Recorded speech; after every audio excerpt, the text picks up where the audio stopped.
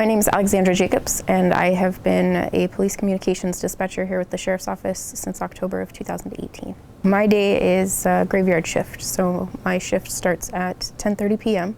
I pull into the underground garage, and then I mentally prepare myself for the day. The calls come in, and the calls get dispatched, and the deputies talk, and we do our thing until 6:30 in the morning, and then I clock out and I go home. As a dispatcher, most of the time I'm on a sheriff's radio, so I talk to the deputies. I dispatch the calls that come in on 911 or non-emergency. I let the units know that there's calls for service holding and where they need to go. As a call taker, that's the fun part. That's where you get to answer 911s and non-emergencies. And call ranges, every day is different. You never know what you're going to walk into. You can sit down on a desk and answer a lot of administrative phone calls. It's just people wanting to know where their cars are, where their family members are, or, you know, unfortunately, sometimes their family members or friends get arrested and want to know what happened. But then there's the 911 calls, the emergency calls, and that can range. It can be Betsy wondering why her power went out, to someone's baby's not breathing. And unfortunately, those calls, we never know what we're going to get. You can't predict 911. You can't predict people's emergencies. And we're here to help people through the worst days of their lives every day. I decided to become a dispatcher a little over a year ago. I had previously been a dispatcher for 6 years with another agency, and I had demoted into a normal administrative position for a year. And I didn't like it as much. I missed something about doing something for the public and the community service, and the fulfillment that dispatching gives me. I really longed for more, to be able to help. The training required to become a dispatcher is very intense and sometimes off-putting. We go through at least 1 year of training before you're even allowed to do things by yourself. That includes a 5 to 6 week class academy, where we learn 10 codes, we learn policy procedures, we learn the basics of dispatching and call taking and how to do it. From there, we go into a field training type of environment where we're with a trainer 24/7. We go through a call taking phase where we learn how to take non-emergency phone calls as well as emergency phone calls.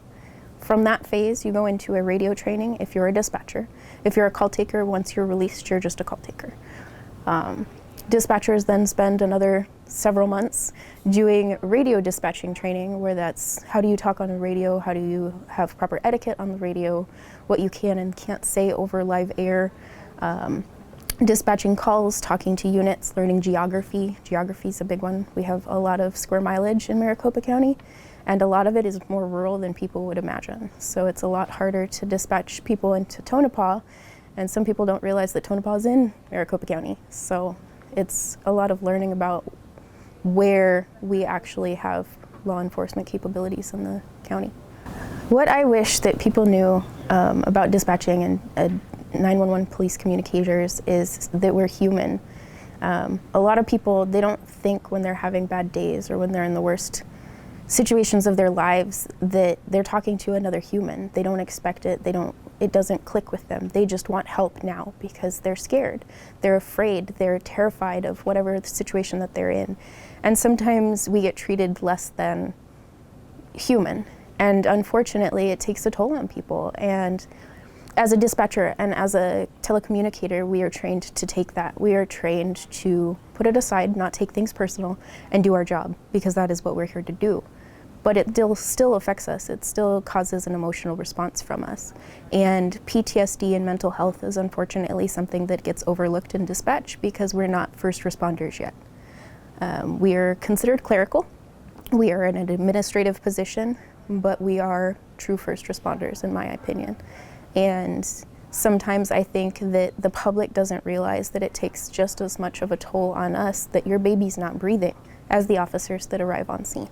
I enjoy most about dispatching is the rewarding feeling that I get from doing this job. Every day is different. Some days I have people that are less than pleasurable on the phones or the radios that are going through some rough times, and I understand that. But then there's other days where I get to send all of my deputies home safe, and I get to make sure that all of the civilians that call in get the help that they need.